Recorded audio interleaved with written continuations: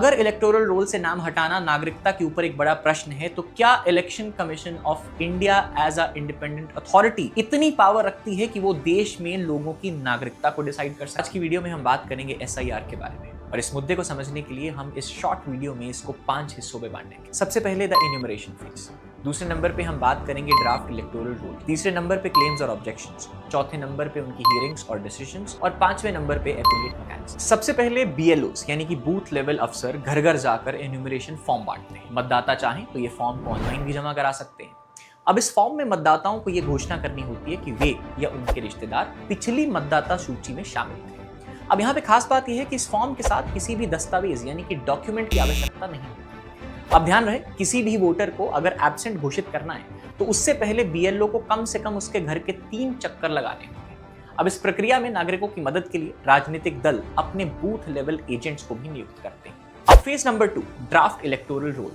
देखिए, जिन मतदाताओं ने अपने ईएफ को जमा कर दिया था उन्हें ड्राफ्ट रोल में शामिल कर दिया जाता है। जो नागरिक फॉर्म जमा नहीं कर पाए उनके लिए एक नई कैटेगरी बनती है जिसको हम ASDD यानी कि एब्सेंट, शिफ्टेड, डेड या डुप्लीकेट की श्रेणी में डालकर सूची से बाहर कर देते हैं। अब ASDD वोटरों की यह सूची ऑनलाइन प्रकाशित की जाती है। साथ ही जो वोटर पिछली सूची से लिंक या मैप नहीं हो पाते उन्हें अनमैप्ड मार्क करके नोटिस भेजा जाता है। अब इसके बाद आता है फेज नंबर 3 यानी कि क्लेम्स एंड ऑब्जेक्शंस का पीरियड। देखिए, अगर किसी वोटर को गलती से ASDD मानकर हटा दिया गया है तो वह मतदाता सूची में दोबारा शामिल होने के लिए फॉर्म नंबर 6 भर सकता है। वहीं अगर किसी को अन्य वोटर के नाम पर आपत्ति है या उसे हटाने का अनुरोध करना है तो वह फॉर्म नंबर 7 भर सकता है। अब दोस्तों, पारदर्शिता के लिए जितनी भी ऑब्जेक्शंस आएंगी इन सबको ऑनलाइन फिर से पब्लिश किया जाता है। अब दोस्तों, इसी फेज के अंदर अगर इलेक्शन कमीशन ऑफ इंडिया या ERO को किसी के ऊपर आपत्ति है तो वो उसको शो कॉज नोटिस भी सर्व कर सकते हैं। अब जो ये संदेह है ये गैर नागरिकता यानी कि नॉन सिटीजनशिप या अन्य लॉजिकल डिस्क्रिपेंसीज के आधार पर हो सकता है। उदाहरण के लिए पश्चिम बंगाल में 1.36 करोड़ लोगों को ऐसे ही शो कॉज नोटिस मिले।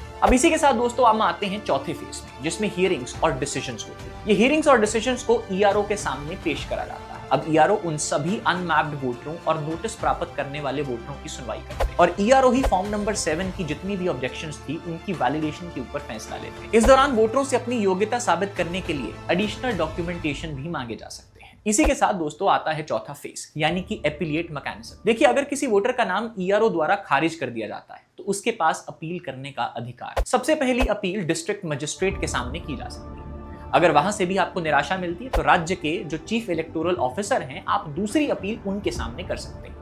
अब इस सारे एपीलेट मैकेनिज्म के बाद दोस्तों आता है 5वां राउंड यानी कि final publication of the electoral roll. तो दोस्तों, इस फाइनल इलेक्टोरल रोल के अंदर जिन भी लोगों का नाम अभी तक हियरिंग के मैकेनिज्म उसके बाद एपीलेट मैकेनिज्म के तहत इंक्लूड करने वाला था उनका नाम इंक्लूड कर दिया जाता है, या वो वाले लोग जिनका नाम फाइनल इलेक्टोरल लिस्ट में नहीं आना था, जैसे फॉर्म नंबर 7 के जरिए लोगों द्वारा कई लोगों के ऊपर आपत्ति रेज करी गई तो उनका नाम हटा दिया जाता है, और फिर आती है हमारे पास फाइनल इलेक्टोरल लिस्ट। तो दोस्तों, अब सवाल ये आता है कि एक नागरिक के पास अपनी वोट डालने का अधिकार है, और इलेक्शन कमीशन ऑफ इंडिया अगर इलेक्टोरल रोल से आपका नाम हटा रहा है तो क्या ये आपकी नागरिकता के ऊपर भी एक बड़ा क्वेश्चन मार्क है? और अगर इलेक्टोरल रोल से नाम हटाना नागरिकता के ऊपर एक बड़ा प्रश्न है तो क्या election commission of India as a independent authority इतनी पावर रखती है कि वो देश में लोगों की नागरिकता को डिसाइड कर सकते? आपके जो भी विचार हैं कमेंट सेक्शन में जरूर मेंशन करिएगा। वीडियो अच्छी लगी हो तो चैनल को फॉलो करके वीडियो को लाइक जरूर करिए।